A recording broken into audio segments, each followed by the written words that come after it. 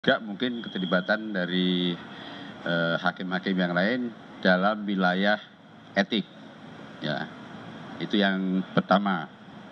Yang kedua, berdasarkan MOU yang telah dibangun oleh Komisi Yudisial dan KPK, bahwa kita akan melakukan pertukaran data, termasuk dari KPK kepada Komisi Yudisial maupun dari Komisi Yudisial kepada KPK.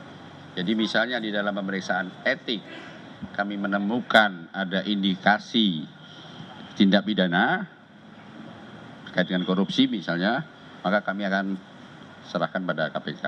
Dan begitu juga sebaliknya, jika ada pada pemeriksaan tindak pidana korupsi tapi ada unsur etik, maka akan menyerahkan pada Komisi Yudisial. Yang ketiga, kita akan membangun proses penegakan hukum ini agar lebih komprehensif dan lebih kuat serta lebih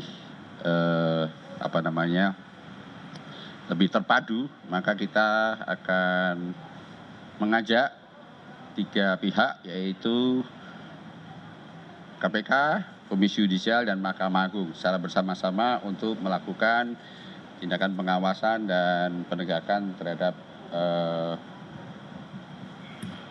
penyalahgunaan kewenangan dari para hakim tersebut. Saya pikir demikian yang bisa saya sampaikan dari hasil pertemuan sore hari ini. Terima kasih. Ya. Apakah KAI juga memeriksa Hakim Agung Ibrahim dan Samsul Naas, apakah di perkara kasasinya ada 3 Hakim Agung itu, kemudian ketua MA dan juga Divisi Bisa sangat mungkin kita akan memeriksa pihak-pihak yang terkait. Jadi itu ya. Jadi kita awali dulu dari apa yang sudah dilakukan oleh KPK, nanti dari situ kita bisa lebih melangkah. Ya. Dan sekali lagi bahwa Komisi Yudisial akan bergerak pada wilayah etik. Jadi bisa saja kita akan mengembangkan kepada hakim-hakim yang lain yang mungkin tidak bisa masuk ranahnya KPK, tapi bisa masuk ranahnya Komisi Yudisial. Itu. Oke.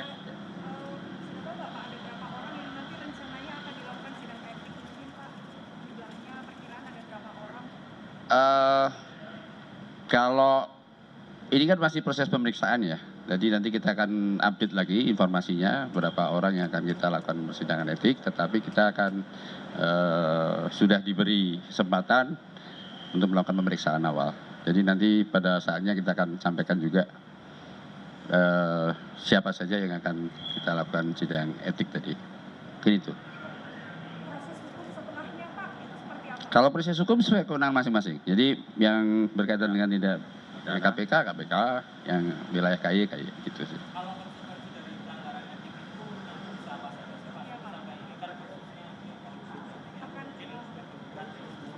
Apakah dilakukan pemecatan gitu Pak atau seperti apa Pak? Ya, tergantung apa yang dilakukan dari pelanggaran kode etik KIPPH, kode etik pedoman perilaku hakim. Bisa sanksinya ringan, sedang, berat. Dan yang dari berat tadi, yang terberat adalah pemberhentian dengan tidak hormat. Itu yang kemudian kita lakukan melalui sidang MKH, Majelis Kehormatan Hakim, antara Komisi Yudisial dengan Mahkamah Agung. Itu. Nanti kita jelaskan setelah pemeriksaan ya. Kita tidak kita lakukan, kita informasikan setelah pemeriksaan. Jadi agar valid informasinya. Tapi itu hal-hal yang akan kita lakukan. Demikian cukup. Pak, Oke, ya. Sejauh ini dengan MA sudah ada komunikasi kan Pak terkait pemeriksaan ini?